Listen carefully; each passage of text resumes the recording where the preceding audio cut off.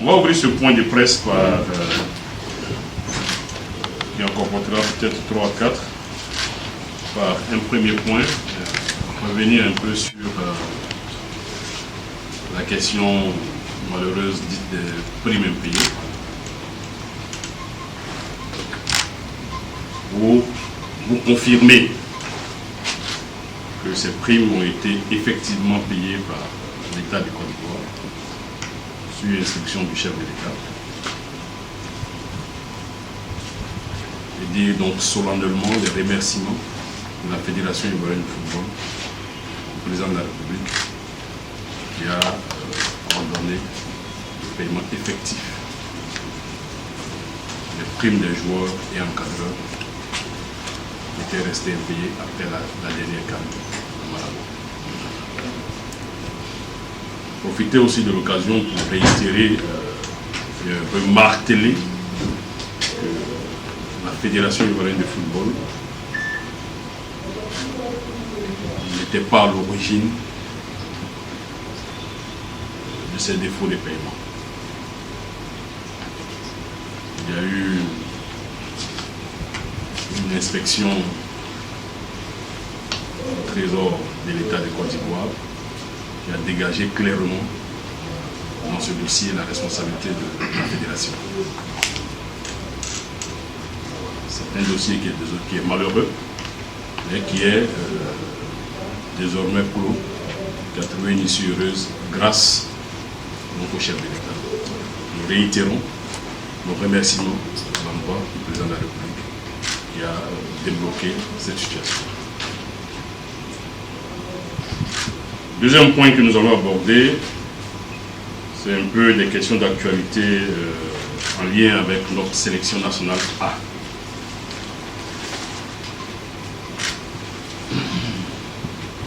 D'abord, le match à venir contre le Gabon. Nous avons la confirmation depuis maintenant 2 jours, confirmation écrite de la CAF, que le match Côte d'Ivoire-Gabon aura lieu à Libreville. 15 juin.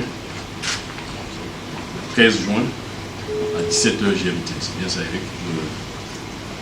Une confirmation écrite. Il nous faut peut-être revenir un peu sur les péripéties de cette inversion, appelons ça comme ça, de l'ordre des matchs de ces éliminatoires contre la CAN 2017 contre le Gabon.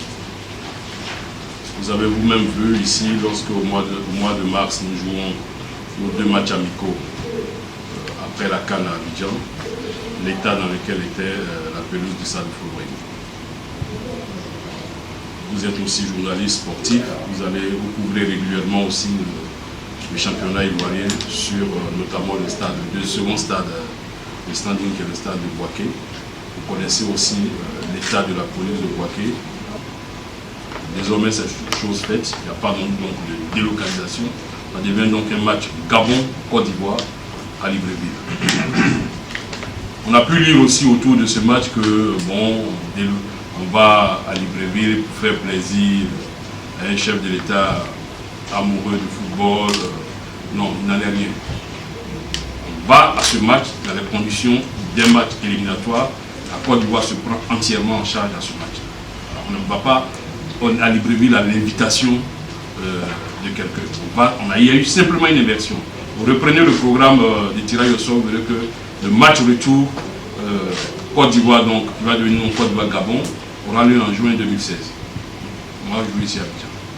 Donc voilà, bon, pour finir avec ce match, il faut dire que donc, le match étant prévu à Abidjan, les joueurs s'étant aussi déjà préparés à venir à Abidjan, on a gardé la préparation à Abidjan. On a gardé la préparation à Abidjan, parce que les gens ont déjà prévu avec leur famille descendre sur Abidjan. Donc, ils arriveront à Abidjan pour le regroupement à partir du 8. On fera du 8 au 11 à Abidjan. En accord avec eux, on le fera donc à Sol, chose à Béjaville. Du 8 au 11.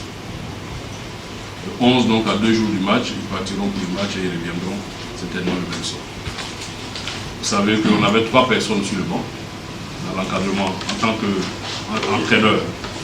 il y avait un sélectionneur national qui avait 2 adjoints. Les sélectionneurs c'était Hervé Renard, premier adjoint Patrice Baumel, deuxième adjoint Kamara Ibrahim. Les 2 premiers étant partis, le comité exécutif a simplement appointé le deuxième adjoint qui est resté, Kamara Ibrahim, donc qui assurera donc un intérim jusqu'à la fin du mois de juin en tant que sélectionneur principal. Donc c'est Kamara Ibrahim qui conduira donc le groupe contre le Gabon. On a la chance que, j'allais dire, la chance, appelons ça comme ça, qu'au moment où Hervé part, nous sommes à l'intersaison. On pense que c'est maintenant là qu'il faut chercher un entraîneur où les entraîneurs sont un peu libres pour pouvoir, j'allais dire, espérer avoir fait une bonne pioche et avoir un bon sélectionneur d'un haut niveau, une belle stature pour notre équipe nationale. Là-dessus, on est déjà un peu heureux de savoir que notre équipe a toujours la cote. Vous avez pu lire vous-même dans vos lire et écrire, il y a déjà de grands noms qui se disent intéressés par la sélection nationale. Donc c'est un honneur pour nous, je les remercie pour cela. Mais seulement on va faire les choses comme on avait fait pour Renard. On a un appel à candidature qu'on va lancer aujourd'hui. Les candidatures seront ouvertes, on va leur demander d'envoyer les candidatures formellement par courrier électronique sur une adresse précise qu'on va indiquer. On reconduit les mêmes conditions qu'on avait arrêtées pour le document de Renard. On va leur donner jusqu'au 15 juin pour déposer leur dossier de candidature. Jusqu'au 15 juin. Et puis à partir de ce moment, le même comité qui s'était réuni pour, j'allais dire, dépouiller les candidatures et puis proposer au comité exécutif une liste restreinte. Ce même comité va se mettre au travail et j'allais dire courant fin juin, début juillet, on devrait avoir un nouveau sélectionneur. La sélection nationale féminine, vous savez que nos filles sont donc au mondial.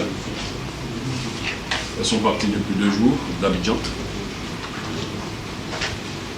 Sur ce point, on va essayer de faire aussi un rappel, puisqu'il y a eu, vous en avez été témoins, un incident la semaine dernière avec les filles qui ont, j'allais dire, à bon droit, réclamé des primes qui leur sont dues. Il faut rappeler que les éliminatoires de la CAN en Namibie, les éliminatoires, la participation à la CAN elle-même a fait l'objet d'un projet de budget, d'un projet de communication comme on l'appelle, qui a été transmis au ministère. Au jour où je parle, on n'a pas de retour sur ce projet de budget qui est transmis. Au jour où je parle. On peut se poser la question de savoir comment alors on a fait les éliminatoires, comment on est allé à la CAN. On a fait les éliminatoires et on est allé à la CAN sur préfinancement de la Fédération ivoirienne de football à hauteur de 433 millions.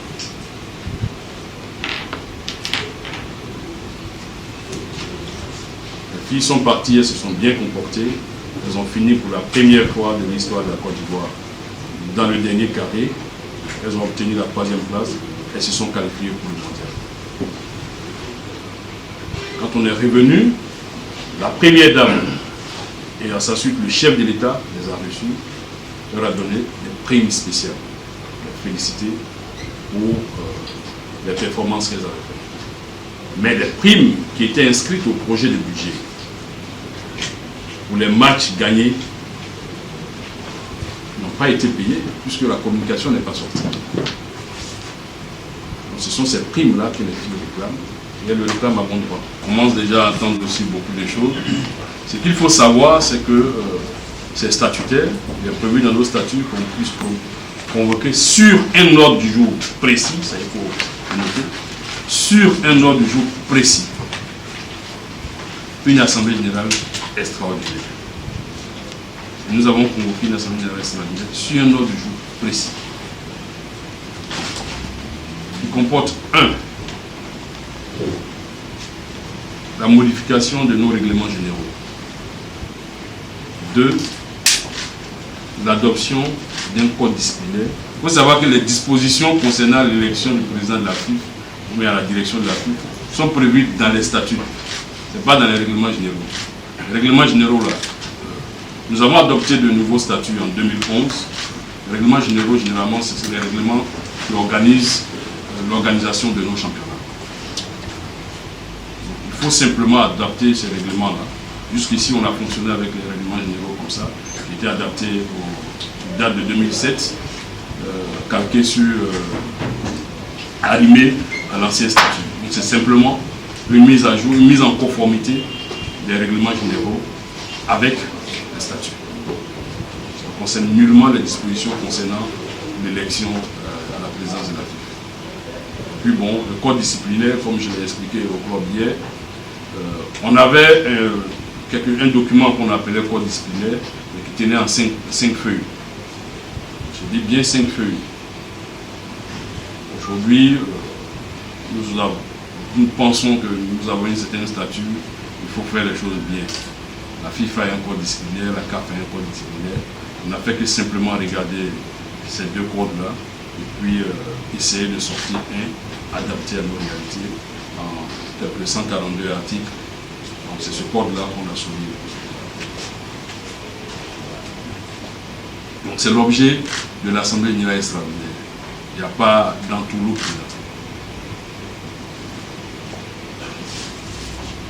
Voilà un peu la question. Et puis bon, après, l'Assemblée générale ordinaire qui est déjà convoquée, que vous avez vu aussi. C'est vrai qu'on dit chaque fois point de presse, et c'est effectivement, ça n'est un. Mais on sait aussi qu'en venant à ces points, on veut totalement aussi vous satisfaire. Donc on va se permettre quelques questions. S'il y a d'autres questions d'actualité qu'on a éludées, on va revenir là-dessus. Faire une précision claire. Dante n'était pas employé de la Fédération ivoirienne de football. C'est un collaborateur extérieur. C'est-à-dire qu'on a besoin de lui, on l'appelle, il fait un travail pour le pays. Donc, quelqu'un qui n'est pas ton employé ne peut pas démissionner. Il peut dire, si tu m'appelles, je viens. Il ne peut pas dire, je démissionne. Puis bon, on a lu un peu son papier, moi je l'ai lu en tout cas. Quand tu le parcours, il y a des choses et son contraire. Il dit notamment que si on l'appelle désormais, ce ne sera plus à 300 €, ça sera à 600 €. Donc ça veut dire que même si on l'appelle à 600 €, il vient. Bon, moi je préfère laisser ça comme ça. Donc c'est pas quelqu'un qui a démissionné. Ce qu'il faut savoir, c'est que si la dernière CAN, nous avons commencé après le mondial à ivoiriser certains postes. Sur la dernière CAN, vous avez vu au moins 2 personnes que peut-être vous n'avez jamais vues. Un ostéopathe ivoirien qui est en France et un kiné ivoirien qui est en France. 2 personnes que nous avons trouvées, professionnelles aussi, qui ont rejoint l'encadrement dans les mêmes conditions que Dante. Donc, s'il ne vient pas, on ne sera pas totalement handicapé.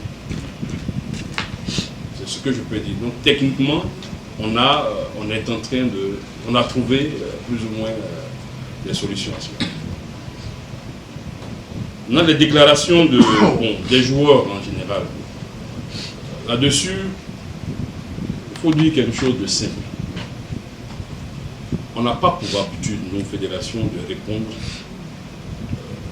par presse médias interposés à nos joueurs. On a des cadres de rencontres bien précis dans lesquels on pose des problèmes, on discute avec eux et on trouve des solutions. C'est ce qu'on va faire. Il y a eu beaucoup qui ont parlé. Quand ils vont, on va les convoquer. Quand ils vont venir, on va faire les réunions. On va mettre au clair certaines situations avec eux. On ne peut pas tout exposer dans la presse, mais on est obligé de parler avec les joueurs. On va parler avec eux. Donc c'est pas... on ne va pas répondre. Mais quand ils vont venir, on va se parler. Mais droit ne va pas venir. Didier, on le respecte pour ce qu'il a apporté à la Côte d'Ivoire. Puis on en reste là. Donc laissons-nous nous concentrer sur ceux qui vont venir. Après la joie de la CAN, après malheureusement l'humiliante question des primes impayées, on arrive j'allais dire, vous l'avez senti, même par les déclarations dont vous parlez là, tout ça c'est l'humiliation, c'est la frustration qu'on a eu en gérant ce dossier difficile là, malheureux, qui entraîne ce genre de suppression. Mais c'est des choses qu'on va régler avec le temps. Donc l'appel que je voulais lancer, c'est de vous dire qu'il est bon qu'on aide un peu notre équipe nationale à pouvoir retrouver, j'allais dire, retourner sur la normalité. Elle a gagné, il faut l'aider, il faut qu'on oublie ce qui nous a perturbés il y a quelques mois, qu'on reparte vers une nouvelle motivation. N'oublions pas que, c'est vrai, Renard est parti, mais on avait un point de mire de dire qu'on va rebâtir une nouvelle équipe en 2017, 2019, en espérant qu'en 2021, on va arriver très fort.